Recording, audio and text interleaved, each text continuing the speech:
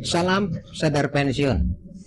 Teman-teman, ada yang bertanya, kapan sih sebenarnya kalau saya seorang pekerja atau pegawai itu menyiapkan dana pensiun?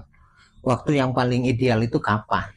Ya sebenarnya tidak ada ketentuan waktu untuk menyiapkan dana pensiun, karena bicara tentang dana pensiun itu bicara membangun kemauan, membangun kesadaran, seberapa aware kita terhadap hari tua kita, terhadap masa pensiun kita. Karena siapapun cepat atau lambat pasti akan pensiun dong, ya kan? Karena itulah kita harus mempersiapkannya. Tapi kalau kita bicara tentang kapan kita harus mulai, ya saran saya paling utama itu adalah ketika hari ini kita mulai bekerja di umur 25 atau umur 30 tahun, hari inilah kita mulai menyiapkan dana pensiun kita.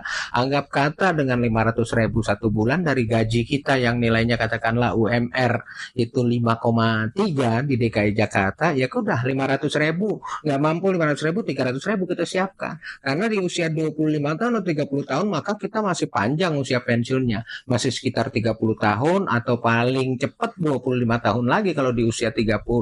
Ya insya Allah nanti hasilnya atau manfaat pensiun yang diterima itu bisa lebih besar ya.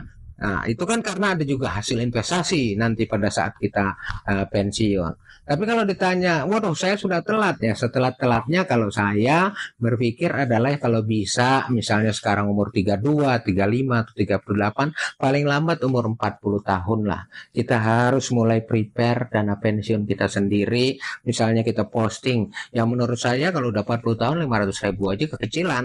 Ya 1 juta saja kalau dianggap 1 juta, itu kan paling sisa sekitar 200 bulan lagi kita bekerja, 15 tahun.